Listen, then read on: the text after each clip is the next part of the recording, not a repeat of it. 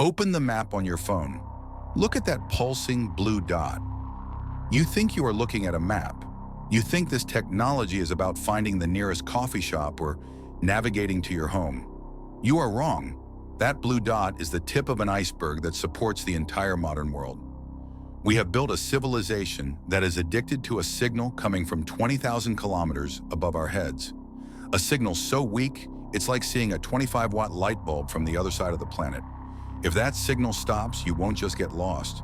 The banking system will freeze, the internet will crash, and, as we discussed in our last video, the power grid itself could collapse. We are one solar flare, one cyber attack, or one space debris collision away from chaos. Today on Behind the Grid, we expose the GPS trap. To understand the danger, you have to understand the engineering. Here is the secret that most people don't know. GPS satellites are not cameras. They are clocks, extremely precise, atomic clocks. There are roughly 30 of them flying around the Earth right now. Each one does only one thing. It constantly broadcasts the exact time in its exact location. Your phone listens to these signals. It says, Satellite A sent the signal at 1200 hours. I received it at 1200 hours, 0.06. It multiplies that tiny time difference by the speed of light to calculate the distance. This is called trilateration. If your phone knows the distance to at least 4 satellites, it can pinpoint your location on the planet within centimeters. But here is the catch. For this to work, the timing must be perfect. An error of just 1 microsecond, 1/1,000,000th of a second, would cause an error of 300 meters on the map. The system is so sensitive that engineers even have to calculate Einstein's theory of relativity, because time actually moves faster in space than on Earth. If we didn't adjust for this, the entire system would fail in 2 minutes. So, we built the most accurate clock in human history, and then we made a mistake. We hooked everything into it.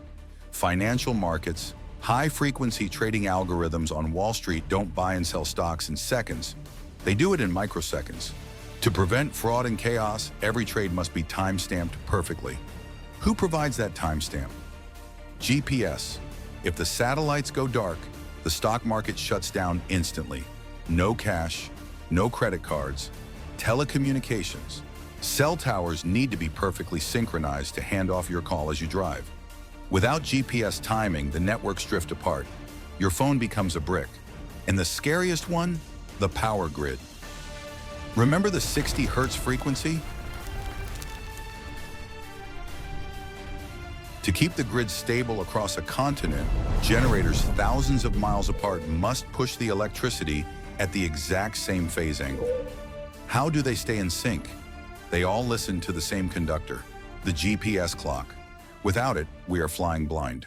We have put all our eggs in one basket, and that basket is floating in a shooting gallery. Space is getting crowded.